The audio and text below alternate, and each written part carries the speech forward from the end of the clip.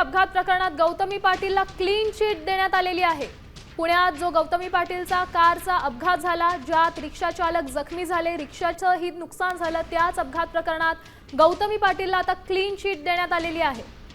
मोठी बातमी म्हणावी लागेल। या संदर्भात अधिकची माहिती देत आहेत आपले प्रतिनिधी अक्षय बडवे। अक्षय, काय सांगाल? गौतमी पाटीलला क्लीन चिट देण्यात आली आहे। 30 सप्टेंबर रोजी पुण्यातील सिंहगड रोड परिसरात असलेल्या वडगाव बुद्रुक भागात गौतमी पाटीलच्या वाहनाने एका रिक्षा चालकाला धडक दिली होती आणि या रिक्षा चालक गंभीररित्या जखमी झाला होता।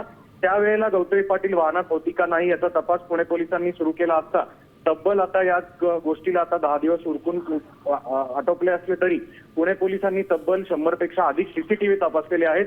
ज्या वाहनातनं हे चालक जो आहे तो भोरवरून निघाला होता ते अपघात स्थळापर्यंत येईपर्यंत तब्बल 100हून अधिक सीसीटीव्ही तपासल्यानंतर आणि वाहनाची संपूर्ण फॉरेन्सिक तपासणी झाल्यानंतर सुद्धा आता पुणे पोलिसांनी एका कन्क्ल्युजन पर्यंत आलेले आहेत की वाहनात गौतमी पाटील नव्हती।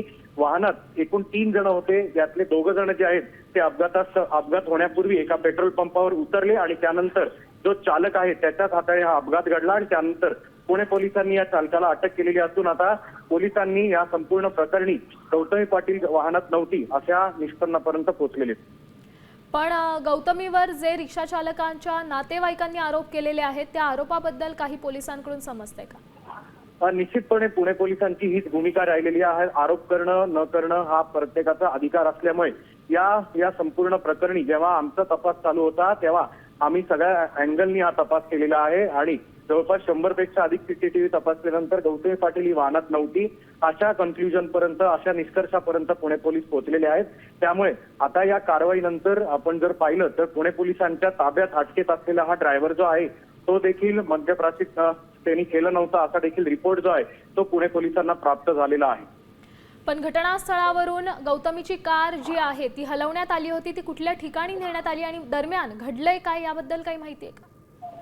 जेव्हा घटना घडली ही संपूर्ण वेळ जी आहे ती पहाटे 5ची होती आणि त्यानंतर रिक्षा चालकाला धडक दिली होती त्या रिक्षा चालकाला तातडीने खासगी रुग्णालयात दाखल करण्यात आलं होतं। त्यानंतर गौतमीचा चालक जो आहे तो त्या घटनास्थळावरून फरार झाला होता।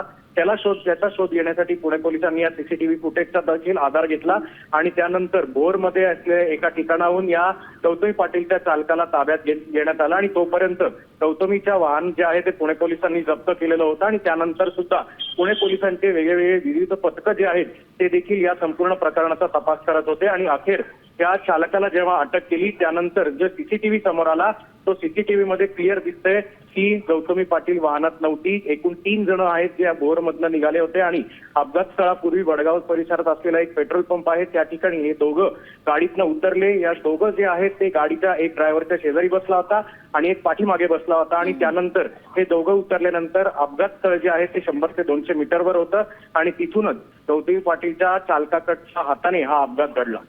नक्कीच अक्षय। आता isakal.com आहे देशातील नंबर 1 ची मराठी न्यूज वेबसाईट। प्रत्येक अपडेटसाठी isakal.com ला नक्की भेट द्या।